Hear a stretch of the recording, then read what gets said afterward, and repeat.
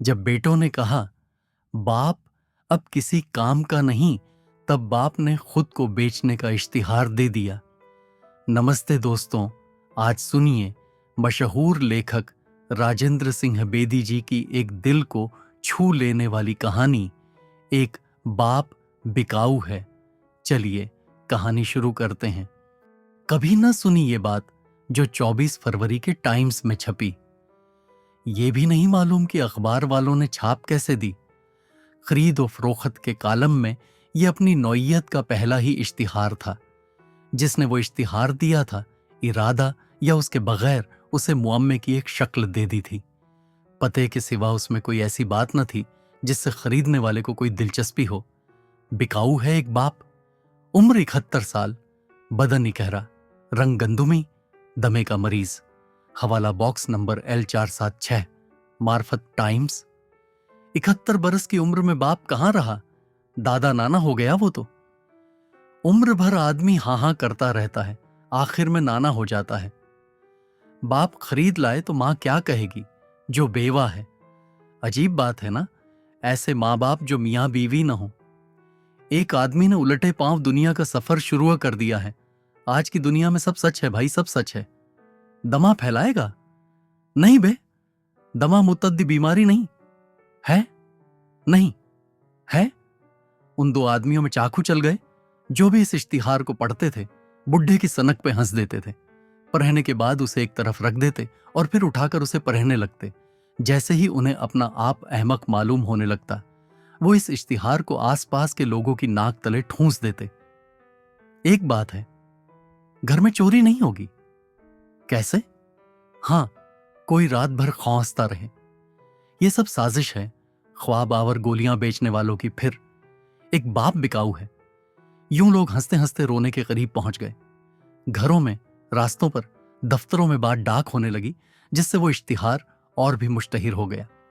जनवरी फरवरी के महीने बिलउमूम खिजां के होते हैं। एक एक दारोगा के नीचे 20-20 बुहारी देने वाले राहों पर गिरे सूखे, मुरझाए, बूढ़े पत्ते उठाते उठाते थक जाते हैं, जिन्हें उनको घर ले जाने की भी इजाजत नहीं कि उन्हें जलाएं और सर्दी से खुद और अपने बाल बच्चों को बचाएं। इस खैजा और सर्दी के मौसम में वो इश्तिहार गर्मी पैदा करने लगा, जो आहिस्ता आहिस्ता सेंक में बदल गई। कोई बात तो होगी, हो सकता है पैसे जायदाद वाला। बकवास, ऐसे में बिकाऊ लिखता। मुश्किल से अपने बाप से खलासी पाई है। बाप क्या था, चंगेज हलाकू था साला। तुमने पढ़ा मिसेस गोस्वामी? धत, हम बच्चे पालेंगी सुधा की बाप, एक अपने ही वो कम नहीं। गोस्वामी है, ही। बाप भी हरामी होते हैं। बॉक्स L476 में चिट्ठियों का टूफान रखा था। उसमें एक ऐसी चिट्ठी भी चली आई थी जिसमें केरल की किसी युवती मिस ऊनी कृष्णन ने लिखा था कि वो अब्बू धाबी में एक नर्स का काम करती रही है और उसके एक बच्चा है। वो किसी ऐसे मर्द के साथ शादी की मुतमन्नी है जिसकी आमदनी माकुल हो और जो उसकी और बच्चे की मुनासिब देखभाल कर सके। चाहे वो कितनी उम्र का हो, उसका कोई शौहर होगा जिसने उसे त्याग दिया, या वैसे अबू धाबी के किसी शेख ने उससे उल्टा पलटा दिया। चुनांचे गैर मुताल्लिक होने की वजह से वो अर्जी एक तरफ रख दी गई, क्योंकि उसका बिकाऊ बाप से कोई ताल्लुक न था। बहरहाल उन चिट्ठियों से यूं मालूम होता था जैसे हेडले चेज, रॉबिन्सन, इरविंग और अगाथा क्रिस्टी के सब पढ़ने वाले इधर आ गए हैं। क्लासिफाइड इश्तिहार छापने वालों ने जनरल मैनेजर को तजवीज पेश की कि इश्तिहारों के नर्क बढ़ा दिए जाएं, मगर नौजवान बुढ़े या बुढ़े नौजवान मैनेजर ने तजवीज को फाड़ी डीएच कर रद्दी की टोकरी में फेंकते हुए कहा, शख्स, एक पॉपुलर इश्तिहार की वजह से नर्क कैसे बढ़ा दें? उसके अंदाज से मालूम होता था जैसे वो किसी गलती का इजाला करने की कोशिश कर रहा है। पुलिस पहुंची। उसने देखा हिंदू कॉलोनी, दादर में गांधर्व दास, जिसने इश्तिहार दिया था, मौजूद है और साफ कहता है कि मैं बिकना चाहता हूं। अगर इसमें कोई कानूनी रंजिश है तो बताइए। वो पान पे पान चबाता और इधर उधर दीवारों पर थूकता जा रहा था। मजीद तफ्तीश से पता चला कि गांधर्व दास एक गायक था, किसी जमाने में जिसकी गायकी की खूब धूम थी। बरसों पहले उसकी बीवी की मौत हो गई, जिसके साथ उसकी 1 मिनट न पटती थी। दोनों मियां बीवी एक औंधी मोहब्बत में बंधे एक दूसरे से जुदा होते भी न थे। शाम को गांधर्व दास का ठीक 8 बजे घर पहुंचना जरूरी था। एक दूसरे के साथ कोई लेन देन न रह जाने के बावजूद यह एहसास जरूरी था कि वो है। गांधर्व दास की तान गूंजती ही सिर्फ इसलिए थी कि दमयंती, उसके संगीत से भरपूर नफरत करने वाली बीवी, घर में मौजूद है और अंदर कहीं गाजर का हलवा बना रही है। और दमयंती के लिए यह एहसास तसल्ली बख्श था कि उसका मर्द, जो बरसों से उसे नहीं बुलाता, साथ के बिस्तर पर लेटा शराब में बदमस्त खर्राटे ले रहा है, क्योंकि खर्राटा ही एक मौसीकी थी जिसे गांधर्व की बीवी समझ पाई थी। बीवी के चले जाने के बाद गांधर्व दास को बीवी की तो सब ज्यादतियां भूल गईं, लेकिन अपने उस पर किए हुए अत्याचार याद रह गए। वो बीच रात के एकाएक ही उठ जाता और गिरेबान चीर कर इधर उधर भागने लगता। बीवी के बारे में आखिरी ख्वाब में उसने देखा कि दूसरी औरत को देखते ही उसकी बीवी ने वावेला मचा दिया है और रोती चिल्लाती हुई घर से भाग निकली है। गांधर्व दास पीछे भागा। काठ की सीढ़ी के नीचे कच्ची जमीन में दमयंती ने अपने आप को दफन कर लिया, मगर मिट्टी हिल रही थी और उसमें दरारें सी चली आई थीं, जिसका मतलब था कि अभी उसमें सांस बाकी है। हवास बाख्तगी में गांधर्वदास ने अपनी औरत को मिट्टी के नीचे से निकाला तो देखा उसके बीवी के दोनों बाजू गायब थे। नाफ से नीचे बदन नहीं था। उस पर भी वो अपने ठुंठ अपने पति के गिर्द डाले उससे चिमट गई और गांधर्व उसी पुतले से प्यार करता हुआ उसे सीढ़ियों से ऊपर ले आया। गांधर्वदास का गाना बंद हो गया। गांधर्वदास के 3 बच्चे थे क्या? हैं? सबसे बड्ढा एक नामी प्लेबैक सिंगर है, जिसके लॉन्ग प्लेइंग दस्तावेज बाजार में आते ही हाथों हाथ बिक जाते हैं। ईरानी रेस्तोरानों में रखे हुए ज्यूक बॉक्सों से जितनी फरमाइशें उसके गानों की होती हैं और किसी नहीं। इसके बरक्स गांधर्वदास के क्लासिकी म्यूजिक को कोई घास भी न डालता था। दूसरा युवक ऑफसेट प्रिंटर है और जस्ट की प्लेटें भी बनाता है। प्रेस से वो 1,500 रुपया महीना पाता है और अपनी इतालवी बीवी के साथ रंग रलियां मनाता है। कोई जिए या मरे, उसे इस बात का ख्याल ही नहीं। जिस जमाने में गांधर्वदास का मौसीकी के साज बेचने का काम ठप हुआ, तो बेटा भी साथ था। गांधर्व ने कहा, चलो HMV के दस्तावेज की एजेंसी लेते हैं। छोटे ने जवाब दिया, हां, मगर आपके साथ मेरा क्या मुस्तकबिल है? गांधर्वदास को धचका सा लगा। वो बेटे का मुस्तकबिल क्या बता सकता था? कोई किसी का मुस्तकबिल क्या बता सकता है? गांधर्व का मतलब था कि मैं खाता हूं तो तुम भी खाओ, मैं भूखा मरता हूं तो तुम भी मरो। तुम जवान हो, तुम में हालात से निपटने की ताकत ज्यादा है। उसके जवाब के बाद गांधर्वदास हमेशा के लिए चुप हो गया। रही बेटी तो वो एक अच्छे मारवाड़ी घर में ब्याही गई। जब वो तीनों बहन भाई मिलते तो अपने बाप को रंडुआ नहीं, मर्द विधवा कहते और अपनी इस इख्तिरा पे खुद ही हंसने लगते। ऐसा क्यों? छात्रिक, एक शायर और अकाउंटेंट, जो इस इश्तिहार के सिलसिले में गांधर्वदास के यहां गया था, कह रहा था, इस बुजुर्ग में जरूर कोई खराबी है, वरना यह कैसे हो सकता है कि 3 औलाद में से एक भी उसकी देखरेख न करे? क्या वो एक दूसरे के इतने नजदीक थे कि दूर हो गए? हिंदसों में उलझे रहने की वजह से कहीं छात्रिक के इल्हाम और अल्फाज के दरमियान अफसाद पैदा हो गया था। वो न जानता था कि हिंदुस्तान तो क्या, दुनिया भर में कुनबे का तसव्वुर टूटता जा रहा है। वृद्धों का अदब एक फ्यूडल बात होकर रह गई है। इसलिए सब बुजुर्ग किसी हाइड पार्क में बैठे इम्तिदाद ए जमाना की सर्दी से ठिठुरे हुए हर आने जाने वाले को शिकार करते हैं कि शायद उनसे कोई बात करे।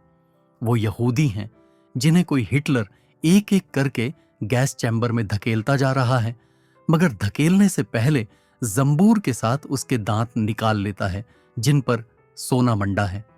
अगर कोई बच गया है तो कोई भांजा भतीजा इत्तिफाकिया तौर पर उस बुजुर्ग को देखने के लिए उसके मखरूती अटक में पहुंच जाता है, तो देखता है कि वो तो मरा हुआ है और उसकी फिलजाती आंखें अब भी दरवाजे पर लगी हैं। नीचे की मंजिल वाले बदस्तूर अपना अखबार बेचने का कारोबार कर रहे हैं, क्योंकि दुनिया में रोज कोई ना कोई वाकया तो होता ही रहता है। डॉक्टर आकर तस्दीक करता है कि बुजुर्गों को मरे हुए 15 दिन हो गए। सिर्फ सर्दी की वजह से लाश गली खराब नहीं। फिर वो भांजा या भतीजा कमेटी को खबर करके मंजर से टल जाता है। मुबादा आखिरी रसूम के अखराजात उसे देने आए। चात्रिक ने कहा, हो सकता है बुढ़े ने कोई अंदोखता रखने के बजाय अपना सब कुछ बच्चों ही पर लुटा दिया हो। अंदोखता ही एक बोली है जिसे दुनिया के लोग समझते हैं, और उनसे ज्यादा अपने सगे संबंधी अपने ही बच्चे बाले। कोई संगीत में तारे चुरा लाए, नक्काशी में कमाल दिखा जाए, इससे उन्हें कोई मतलब नहीं। फिर औलाद हमेशा यही चाहती है कि उसका बाप वही करे जिससे वो औलाद खुश हो। बाप की खुशी किस बात में है, उसकी कोई बात ही नहीं, और हमेशा नाखुश रहने के लिए अपने कोई सा भी बेगाना बहाना तराश लेते हैं। मगर गांधर्वदास तो बड्डा हंसमुख आदमी है। हर वक्त लतीफे सुनाता, खुद हंसता और दूसरों को हंसाता रहता है। उसके लतीफे अक्सर फौश होते हैं। शायद वो कोई नकाब मुखौटे हैं जिनके पीछे वो अपनी जिनसी नाकामियों और नाआसूदगियों को छुपाता रहता है। या फिर सीधी सी बात, बुढ़ापे में इंसान वैसे ही ठरकी हो जाता है और अपनी हकीकी या मफरूजा फुतूहात की बाज़गश्त। इश्तिहार के सिलसिले में आने वाले कुछ लोग इसलिए भी बिदक गए कि गांधर्वदास पर 55,000 का कर्ज भी था, जो बात उसने इश्तिहार में नहीं लिखी थी और गालिबन उसकी अय्यारी का सबूत थी। उस पर तुरफा एक जवान कन्या से आशनाई भी थी, जो उम्र में उसकी अपनी बेटी रूमा से छोटी थी। वो कन्या देवयानी गाना सीखना चाहती थी, जो गुरुजी ने दिन रात एक करके उसे सिखा दिया और संगीत की दुनिया के शिखर पर पहुंचा दिया। लेकिन उनकी उम्रों के बुहत के बावजूद उनके ताल्लुकात में जो हैजानी कैफियत थी, उसे दूसरे तो एक तरफ खुद वो भी न समझ सकते थे। अब भला ऐसे चारों ऐबे शरई बाप को कौन खरीदे? और फिर जो हर वक्त खौंसता रहे, किसी वक्त भी दम उलट जाए उसका, बाहर जाए तो नौ टॉनिक मार के आए, बल्कि लौटते वक्त पौवा भी धोती में छुपा कर ले आए। आखिर दमे के मरीज की उम्र बहुत लंबी होती है। गांधर्वदास संगीत सिखाते हुए यह भी कह उठता, मैं फिर गाऊंगा। वो तकरार के साथ ये बात शायद इसलिए भी कहता कि उसे खुद भी इसमें यकीन न था। वो सुर लगाता भी तो उसे अपने सामने अपनी मरहूम बीवी की रूह दिखाई देती, जैसे कह रही हो अभी तक गा रहे हो। इस अनोखे मुतालिबे और इम्तिजाज की वजह से लोग गांधर्वदास की तरफ यूं देखते थे जैसे वो कोई बहुत चमकती दमकती हुई शय हो, और जिसका नक्श वहां से टल जाने के बाद भी काफी अरसे तक आंख के अंदर पर्दे पर बरकरार रहे, और उस वक्त तक पीछा न तजे जब तक कोई दूसरा उनसुरी नजारा पहले को धुंधला न दे। किसी खुर्शीद आलम ने कहा, मैं खरीदने को तैयार हूं बशर्ते कि आप मुसलमान हो जाएं। मुसलमान तो मैं हूं ही। कैसे? मेरा ईमान खुदा पे मुसल्लम है। फिर मैंने जो पाया है उस्ताद अलाउद्दीन के घराने से पाया है। हाँ, वो मुसलमान, कलमे वाला। कलमा तो सांस है इंसान की, जो उसके अंदर बाहर जारी और सारी है। मेरा दीन संगीत है।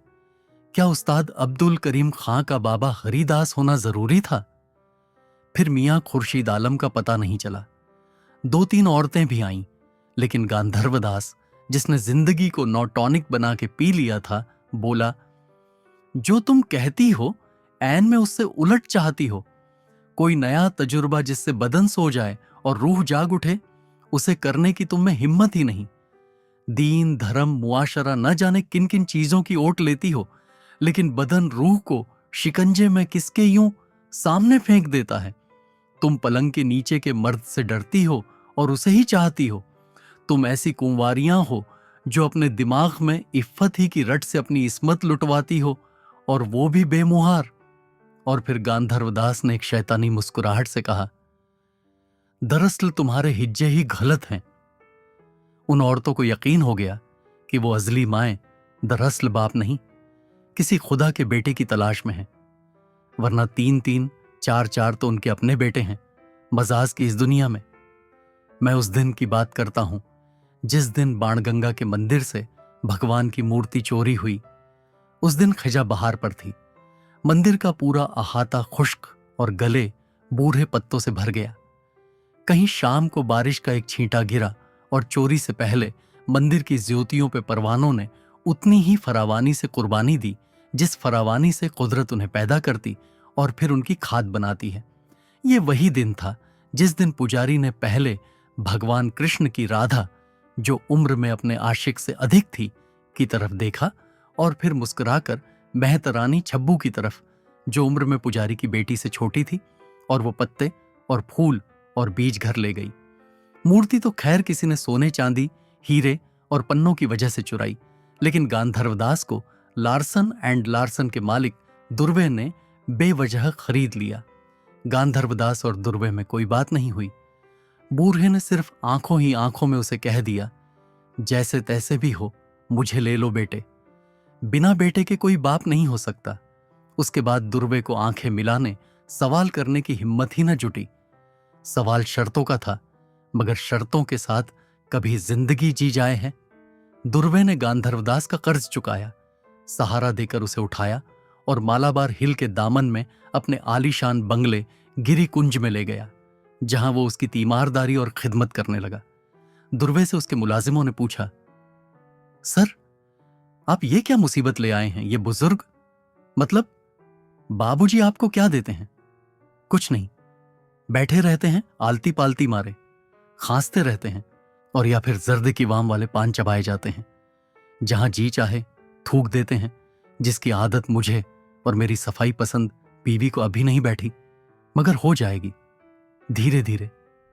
मगर तुमने उनकी आंखें देखी हैं? जी नहीं।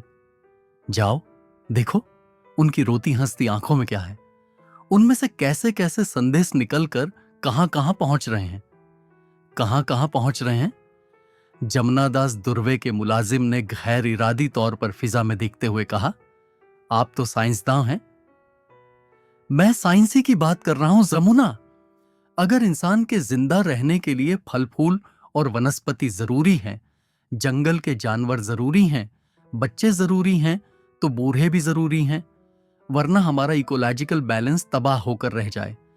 अगर जिस्मानी तौर पर नहीं तो रूहानी तौर पर बेवजन होकर इंसानी नस्ल हमेशा के लिए मादूम हो जाए।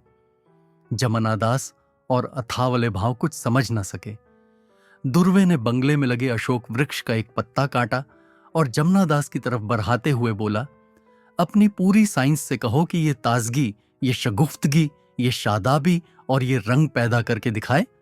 अथावले बोला, वो तो अशोक का बीज बोए। हाँ, दुर्वे ने सर हिलाते हुए कहा, मैं बीज की नहीं पत्ते की बात कर रहा हूं। बीज की बात करेंगे तो हम खुदा जाने कहां से कहां पहुंच जाएंगे। फिर जमुनादास के करीब होते हुए दुर्वे बोले, मैं तुम्हें क्या बताऊं जमुना, जब मैं बाबूजी के चरण छूकर जाता हूं तो उनकी निगाहों का मर्म मुझे कितनी शांति, कितनी ठंडक देता है। मैं जो हर वक्त एक बेनाम डर से कांपता रहता था, अब नहीं कांपता। मुझे हर वक्त इस बात की तसल्ली रहती है, वो तो है, मुझे यकीन है बाबूजी की आत्मा को भी कुछ ऐसा ही होता होगा। मैं नहीं मानता सर, यह खाली खुली जज्बातियत है। हो सकता था, दुर्वे झुंझला उठता, हो सकता था वो जमुनादास अपने मुलाजिम को अपनी फर्म से डिसमिस कर देता, लेकिन बाप की आंखों के मर्म ने उसे ये न करने दिया। उलटा उसकी आवाज में कहीं से कोई कोमल सुर चला आया और उसने बहुत प्यार से कहा, तुम कुछ भी कह लो जमुना, पर एक बात तो तुम जानते हो, मैं जहां जाता हूं लोग मुझे सलाम करते हैं, मेरे सामने सर झुकाते बिज बिज जाते हैं। दुर्वे उसके बाद एकाएक ही चुप हो गया। उसका गला और उसकी आंखें धुंधला गईं। सर, मैं भी तो यही कहता हूं, दुनिया आपके सामने सर झुकाती है, इसीलिए। दुर्वे ने अपनी आवाज पाते हुए कहा, कहीं मैं भी अपना सर झुकाना चाहता हूं। अथावले जमुनादास, अब तुम जाओ प्लीज, मेरी पूजा में विघ्न न डालो, हमने पत्थर से भी खुदा पाया है। गिरी कुंज में लगे हुए आम के वृक्षों पर बोर आया। इधर पहली कोयल कूकी, उधर गांधर्वदास ने बरसों के बाद तान लगाई। कोयलिया बोले अमवा की डार, वो गाने लगे। किसी ने कहा, आपका बेटा आपसे अच्छा गाता है। ऐसा? गांधर्वदास ने बंबैया बोली में कहा, आखिर मेरा बेटा है। बाप ने मैट्रिक किया है तो बेटा एमए न करे। ऐसी बातें करते हुए ना समझ बेबाप के लोग गांधर्वदास के चेहरे की तरफ देखते कि उनकी झुर्रियों में कहीं तो जलन दिखाई दे। जब कोई ऐसी चीज नजर न आई तो किसी ने लुकमा दिया। आपका बेटा कहता है मेरा बाप मुझसे जलता है। सच? मेरा बेटा कहता है हां, मैं झूठ कुछ बोल रहा हूं।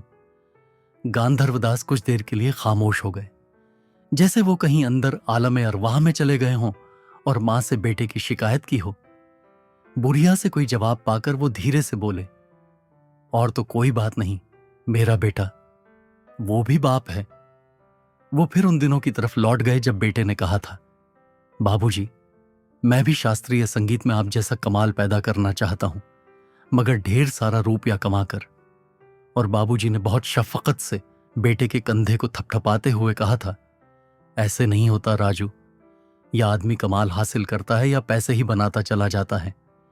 जब दो भारी भारी आंसू लुढ़क कर गांधर्वदास की दारही में अटक गए जहां दुर्वे बैठा था, उधर से रोशनी में वो प्रिज्म हो गए, सफेद रोशनी जिनमें से निकलकर 7 रंगों में बिखर गई।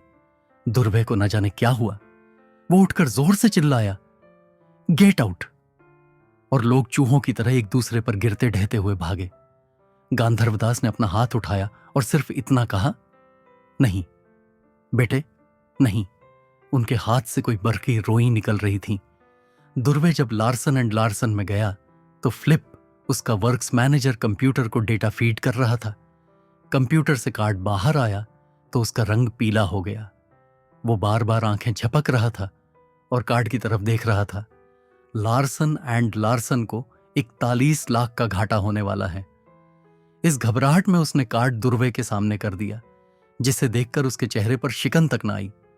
दुर्वे ने सिर्फ इतना कहा, कोई इंफॉर्मेशन गलत फीड हो गई है।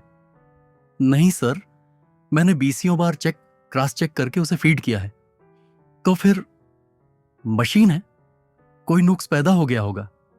IBM वालों को बुलाओ। मॉक चीफ इंजीनियर तो साउथ गया है। साउथ कहां? तिरुपति के मंदिर। सुना है उसने अपने लंबे हिप्पी बाल कटवाकर मूर्ति की नजर कर दिए हैं। दुर्वे हल्का सा मुस्कुराया और बोला, तुमने ये इंफॉर्मेशन फीड की है कि हमारे बीच एक बाप चला आया है। फ्लिप ने समझा, दुर्वे उसका मजाक बना रहे हैं या वैसे ही उनका दिमाग फिर गया है। मगर दुर्वे कहता रहा, अब हमारे सर पे किसी का हाथ है, तबरीक है, और इसके नतीजे का हौसला और हिम्मत मत भूलो। ये मशीन किसी इंसान ने बनाई है जिसका कोई बाप था, फिर उसका बाप, और आखिर सबका बाप। झले मुरक्कब या मुफर्रत। फ्लिप ने अपनी अंदरूनी खफगी का मुंह फेर दिया। क्या देवयानी अब भी बाबूजी के पास आती है? हां।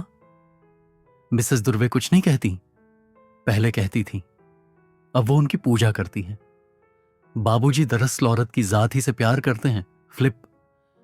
मालूम होता है उन्होंने कहीं प्रकृति के चितवन देख लिए हैं, जिनके जवाब में वो मुस्कुराते तो हैं लेकिन कभी कभी बीच में आंख भी मार देते हैं। फ्लिप का गुस्सा और बढ़ गया।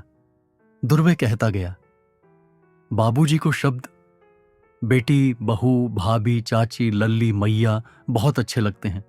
वो बहू की कमर में हाथ डालकर प्यार से उसके गाल भी चूम लेते हैं और यूं कैद में आजादी पा लेते हैं और आजादी में कैद। देवयानी, दुर्वे ने हकारत से कहा, तुम सेक्स को उतनी ही अहमियत दो फ्लिप जितनी कि वो मुस्तहिक है। तीतर बटेर बने बगैर उसे हवास पे मत छाने दो। संगीत शायद एक ओट थी देवयानी के लिए। मैं समझा नहीं सर। बाबूजी ने मुझे बताया कि वो स्त्री बचपन ही में आवारा हो गई। उसने अपने मां बाप को कुछ इस आलम में देख लिया जबकि वो नौखेजी से जवानी में खुदम रख रही थी, पर वो हमेशा के लिए आप ही अपनी मां हो गई। बाप के मरने के बाद वो घबरा कर एक मर्द से दूसरे, दूसरे से तीसरे के पास जाने लगी। उसका बदन टूट टूट जाता था, मगर रूह थी कि थकती ही न थी। क्या मतलब? देवयानी को दरअसल बाप ही की तलाश थी। फ्लिप, जो एक कैथोलिक था, एकदम तमतमा उठा। उसके अब्रू बालिशत भर ऊपर उठ गए और फैली हुई आंखों से नारे जहन्नम लपकने लगी। उसने चिल्लाकर कहा, यह फ्रॉड है mister Durve, pure unadulterated fraud. जब ही दुर्वे ने अपने खरीदे हुए बाप की नम आंखों को विरसे में लिए, कंप्यूटर के पस मंजर में स्थित फ्लिप की तरफ देखा और कहा, आज ही बाबूजी ने कहा था, फ्लिप, तुम इंसान को समझने की कोशिश न करो, सिर्फ महसूस करो उसे। अगर आपको यह कहानी पसंद आई हो तो वीडियो को लाइक करें और चैनल को सब्सक्राइब करना न भूलें। धन्यवाद।